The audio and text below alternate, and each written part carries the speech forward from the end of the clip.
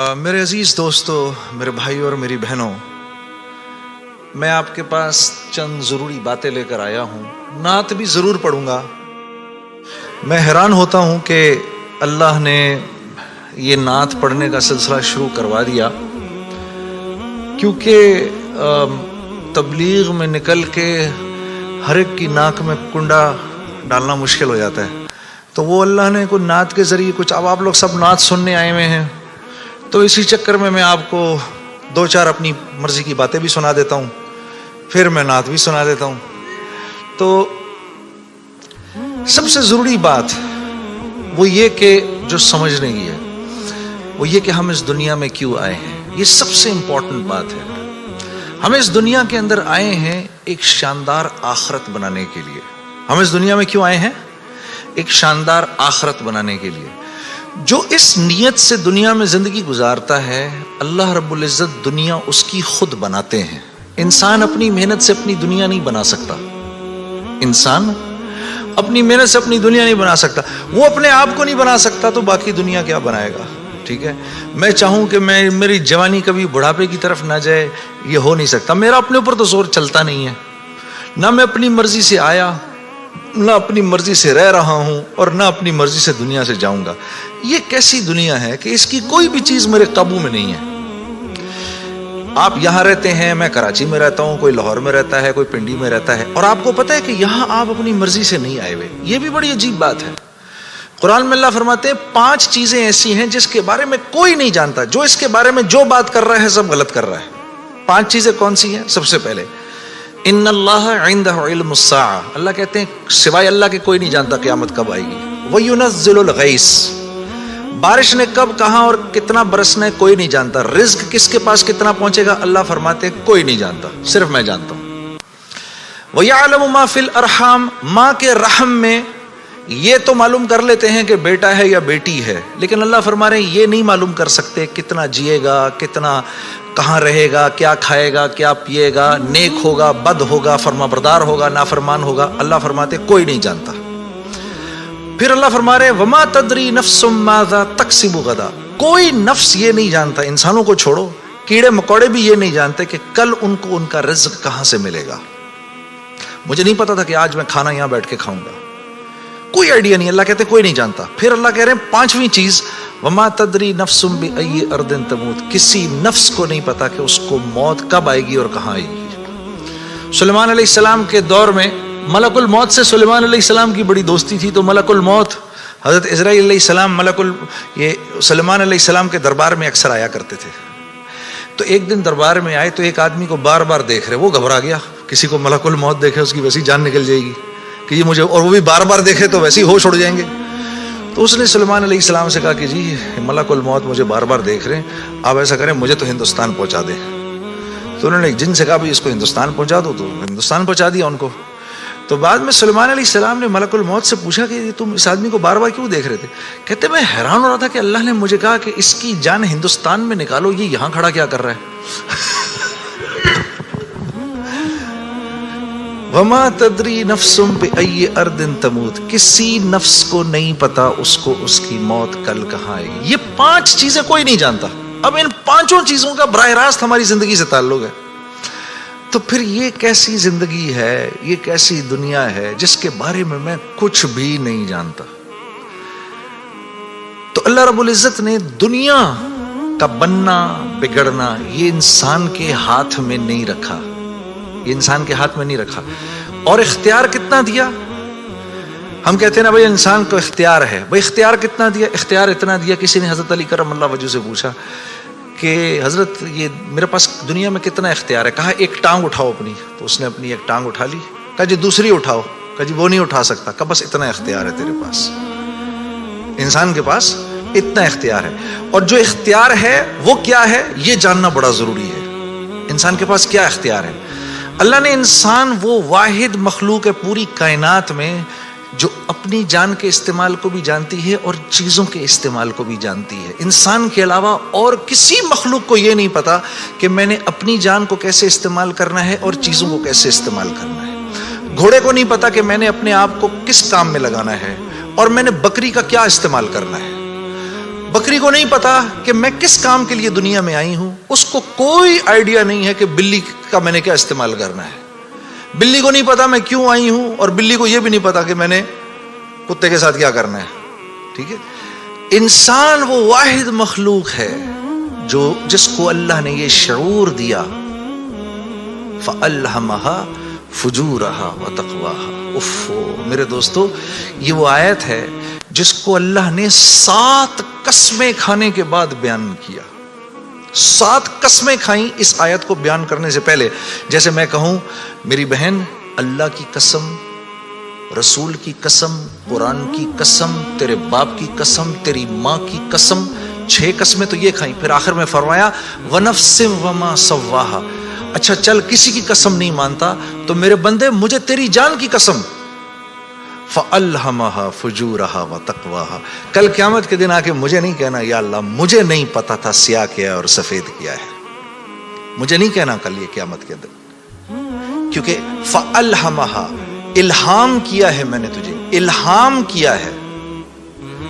اچھائی اور برائی کا فرق میں نے تیرے اندر ڈالا ہے اور یہ ڈال کے تجھے دنیا میں بھیج دیا ہے. جیسے کوئی بھی معاشرہ ہو اس میں سچ اچھا سمجھا جاتا ہے, جھوٹ برا سمجھا جاتا ہے, چاہے وہ مسلمانوں کا معاشرہ ہو چاہے غیر مسلموں کا ہو. بےایمانی ہر معاشرے میں بری سمجھی جاتی ہے, ایمانداری ہر معاشرے میں پسند کی جاتی ہے. راست بازی, سچائی, بینگ اپ رائٹ, یہ ہر معاشرے میں پسند کیا جاتا ہے, اور ظلم ہر معاشرے میں برا سمجھا جاتا ہے. جسٹس ہر معاشرے میں اچھا سمجھا جاتا ہے, قتل ہر معاشرے میں برا سمجھا جاتا ہے. تو اللہ پاک فرما رہے یہ چیزیں دے کے میں نے تمہیں دنیا میں بھیجا ہے, میں نے تمہیں تمہاری جان کا استعمال بتا دیا, چیزوں کا استعمال بھی سکھا دیا. تو یا اللہ میں نے جان کا کیا استعمال کرنا ہے, میں نے جان کا کیا استعمال کرنا ہے. تو اللہ پاک فرما رہے قد افلح من زکاہا, تو نے اپنی جان کا تزکیہ کرنا ہے تو تو کامیاب ہو جائے گا. وَقَدْ خَابَ مَنْ دَسَّاهَا, اور اگر اپنے نفس کو تو نے کھلا چھوڑ دیا تو برباد ہو جائے گا. اب ان 2 باتوں پر علماء نے تفسیروں کی تفسیریں لکھ دی ہیں. اب نفس کا تزکیہ کیا ہے؟ نفس کو ہر اس چیز سے روکنا جس کو اللہ نے منع کیا ہے, یہ نفس کا تزکیہ ہے. سامنے نامحرم عورت ہے, اب نہیں دیکھ سکتے اس کو. ہاں وہ سامنے سے آئی, نظریں جھکا لی, اب نظریں جھکا لی اسی لمحے پچھلے سارے گناہ معاف ہو جاتے ہیں. اور اللہ ایمان کی وہ حلاوت دیتے ہیں جو آپ نماز میں محسوس کریں گے. پھر آپ نہیں کہیں گے کہ جی میں نماز پڑھتا ہوں میرے تو دھیان ادھر نکل جاتا ہے. پھر آپ نہیں کہیں گے. کان کو ہر وہ چیز سننے سے روکنا جس کو اللہ نے منع کیا, ہر اس چیز کو سننا جس کا حکم دیا. ہاتھ کو ہر اس جگہ استعمال کرنا جس کا حکم, ہر اس چیز سے روکنا جس سے منع کیا. تو نفس کا تزکیہ اللہ فرما رہے ہیں جب تم دیکھ دیکھ کر میری رعایت رکھ کے زندگی گزارو گے تو تم اس دنیا میں کامیاب ہو جاؤ گے. اور تمہیں کامیاب کون کرے گا؟ ہم کریں گے. تم خود کامیاب نہیں ہو سکتے. ہاں یہ موت کے بعد ہوگا. فرشتے اعلان کریں گے وَلَكُمْ فِيهَا مَا تَشْتَهِي أَنفُسُكُمْ. اب کیونکہ تم نے دنیا میں تو ویسے کر لیا جیسے اللہ نے چاہا, ٹھیک ہے, اللہ کی رضا پر راضی رہے, تو اب وَلَكُمْ فِيهَا مَا تَشْتَهِي, اب جو کچھ تم چاہ رہے ہو انفسکم وہ پورا ہوگا. کیوں؟ نزلا من غفور الرحیم, کیونکہ تم اب غفور الرحیم کے مہمان بننے والے ہو. تو اب جو چاہو گے پورا ہوگا. اب کہہ لو مجھے اتنے بڑے بڑے گھر چاہیے, مجھے اتنی اتنی بیویاں چاہیے, اتنی اتنی حوریں چاہیے. دنیا کی عورتیں کہہ دیں کہ مجھے اس کی شکل دوبارہ نہیں دیکھنی. ہاں جی, میں آ رہا تھا نا ادھر, تو اب میرے سفر میری بیوی تنگ آ گئی تھی. تو مجھے کہنے لگی کہ اب آپ کیا کر رہے ہیں؟ میں نے کہا عائشہ اتنا بڑا کام ہے, مجھے جانے دو. تم جنت میں میرے سے 500 سال پہلے نہیں جانا چاہتی؟ تو کہنے لگی وہاں بھی اکیلا ہی بھیجنا. تو پھر مزے ہی مزے ہیں. پھر جو آپ چاہیں گے وہ ہوگا. یہاں پابند کرنا ہے اپنے آپ کو اس دنیا میں, اور پابند کرنا اپنے آپ کو یہ سب سے مشکل کام ہے. یہ سب سے مشکل کام ہے اپنے آپ کو پابند کرنا. دیکھو انہوں نے اپنے آپ کو پابند کیا میڈیکل کالج کا تو ڈاکٹر بن گئے. وہاں جو سینئر ڈاکٹرز نے کہا وہی کیا. صبح کہا 8 بجے پہنچنا ہے, 8 بجے پہنچ گئے. وہاں پر جس پیریڈ میں, جس کلاس میں, جس ڈپارٹمنٹ میں انہوں نے کہا جی پڑھو, پڑھتے رہے. اس کے بعد 4-5 سال اپنے آپ کو پابند ہی تو کر کے گزارا, تو 5 سال کے بعد ڈاکٹر بن گئے. آدمی کو اپنے آپ کو پابند کرنا پڑتا ہے. دنیا میں جس چیز کو حاصل کر رہے ہیں اس کے لیے اپنے آپ کو پابند کرنا ضروری ہے. تو دین, اور پھر کیا ہے, جب پابند کیا تو اب ڈاکٹر بن گئے. اب ڈاکٹر بننے کے بعد ڈاکٹر بننے کے جتنے نفع ہیں اب وہ کمائے گا. یہ سیدھی سی بات. تو دین کے نفع اٹھانے کے لیے کہ میں دین کے نفع اٹھاؤں, اللہ نے جو حکم دیا اس کے میں نفع اٹھاؤں, اس کے لیے پہلے ہمیں اپنے آپ کو پابند کرنا پڑے گا. اسی طرح سے اللہ جیسے کہہ رہے ہیں, جب وہ پابند کر لے گا تو پھر اس کے نفع اٹھائے گا, اور جو جتنا پابند کر لے گا اتنا ہی نفع اٹھائے گا. جیسے 1 گز زمین بھی زمین ہے اور پوری دنیا بھی زمین ہے. جس کے پاس 1 گز زمین ہے وہ 1 گز زمین جتنے فائدے اٹھائے گا, جس کے پاس پوری دنیا ہے وہ پوری دنیا کے فائدے اٹھائے گا. تو جس کی زندگی میں جتنا دین ہے اس نے دنیا میں نفع اٹھانے ہیں. جس کی زندگی میں جتنا کم دین ہے, پھر کیا ہے, مصائب اس کو گھیر لیتے ہیں. مصائب اس کو گھیر لیتے ہیں, حالات اس کو گھیر لیتے ہیں. کراچی سے, لاہور سے, فیصل آباد سے گلاسگو آ جانے سے حالات ٹھیک نہیں ہو جائیں گے. یہ کہیں اللہ کا وعدہ نہیں ہے کہ جگہ تبدیل کرے گا تو تیرے مزے ہو جائیں گے. نہیں, زندگی بدلے گا تو تیری زندگی بدلے گی.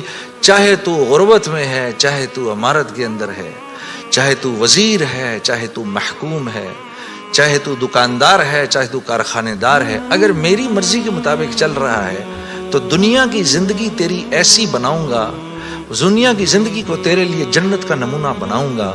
اگر میری مرضی کے خلاف تو چلے گا تو تیرے لیے تمام حالات اور تمام کامیابی کے نقشے ہونے کے باوجود تجھے مشکل میں ڈالوں گا. اور میرے عزیز دوستو, یہ ازل سے لے کر آج تک ہو رہا ہے, اور آج سے لے کر ابد تک یہی ہوگا. اب آپ لوگ یہاں کیوں آئے؟ کبھی آپ نے سوچا بھئی آپ گلاسگو کیوں آئے؟ آپ گلاسگو کیوں آئے؟ آپ آئے نہیں ہیں. اخرجت للناس, ہم نے لوگوں کے نفع کے لیے تمہیں نکالا ہے, ساری انسانیت. اخرجت للمسلمین, نہیں, مسلمانوں کے نفع کے لیے آپ نہیں آئے یہاں پر. اخرجت للناس, ساری انسانیت کے نفعوں کے لیے میں نے تمہیں تمہارے گھروں سے نکال دیا ہے. یا اللہ ہم نے کیا نفع پہنچانا ہے ان کو؟ تأمرون بالمعروف وتنہون عن المنکر, تم نے اچھائی خود کرنی ہے اور ان کو اچھائی کر کے دکھانی ہے. برائی سے خود بچنا ہے اور برائی سے خود بچ کے ان کو کر کے دکھانا ہے. آپ یہاں اس لیے آئے ہوئے ہیں, میں قرآن بتا رہا ہوں آپ کو. وتؤمنون باللہ, جب یہ کرو گے, جب تم ایسا کرو گے پھر میری ذات پہ تمہارا ایمان بنے گا, ورنہ نہیں. تب تم میرے حکموں پر چلو گے. ایمان نہیں بنے گا تو حکموں پر نہیں چلا جاتا, پھر اللہ کے حکموں پر نہیں چل سکتا آدمی. ایمان بنائے بغیر اللہ کو, اللہ تو جانے گا لیکن اللہ کی ذات کے تاثر سے دل خالی رہے گا. اللہ کی ذات کے تاثر سے, جیسے ابھی بھائی کہہ رہے تھے نا, دل, ابھی امجد بھائی کیا کہہ رہے تھے, دل اللہ کا گھر ہے. اس کا کیا مطلب ہے؟ اس کا مطلب یہ ہے, اللہ فرما رہے ہیں میں ساری کائنات میں کہیں نہیں سما سکا ہوں تو صرف ایک مومن کے دل میں آ کے سما سکتا ہوں. کیا مطلب ہے اس بات کا؟ اس بات کا مطلب یہ ہے کہ جیسے میں بھائی کے گھر مہمان آؤں, اگر یہ مجھ سے محبت کرتے ہیں, اگر میرا ان کا ایک تعلق ہے, تو یہ کیا کریں گے, میرے آنے سے 2-3 دن پہلے ہی گھر کو صاف کر دیں گے, گھر صاف کریں گے. پھر جس کمرے میں میں نے رہنا ہوگا اس کا کوشش کریں گے کہ بھئی یا تو اگر اس میں اٹیچ باتھ روم ہے تو باتھ روم کلین کیا جائے, پھر اگر باتھ روم قریب میں, یا اگر وہاں اندر نہیں ہے تو قریب میں جو باتھ روم ہے اس کو صاف کیا جائے. گھر کی شیٹس بیڈ پہ نہیں لگیں, پردے صاف ہوں, قالین صاف ہو. بھئی بچوں کو اپنے کمرے میں نہیں چھوڑنا, بھئی خراب نہ ہو جائے, بھئی کل آ رہے ہیں, بھئی جنید صاحب کل آ رہے ہیں یہاں پر.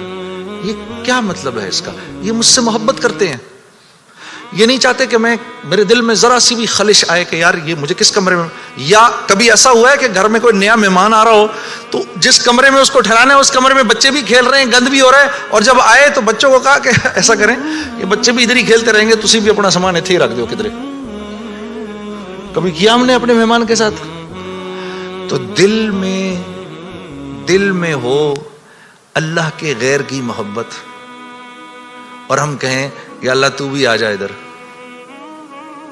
ایسا نہیں ہوتا. ایک حیادار عورت ہوتی ہے نا, حیادار عورت, وہ پہلے اپنے شوہر کے دل میں اپنی محبت دیکھتی ہے.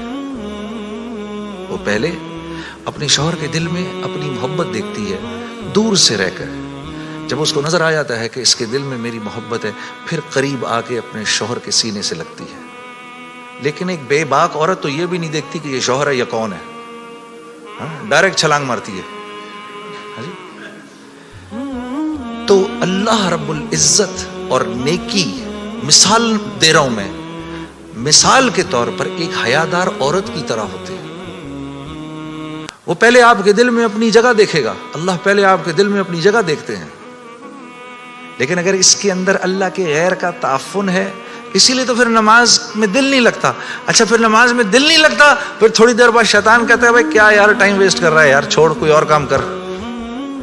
ادھر اس نے نماز چھڑائی, ادھر شیطان نے نماز چھڑائی, ادھر آپ اور میں گئے کام سے. ادھر نماز گئی, ادھر ہم گئے, بس چھٹی, اب فارغ. اب فٹ بال کی طرح شیاطین کبھی لات ادھر سے ادھر ماریں گے, کبھی ادھر سے ادھر ماریں گے, کبھی ادھر سے ادھر. برکت بھی گئی, زندگی کی برکت گئی, مال میں برکت گئی.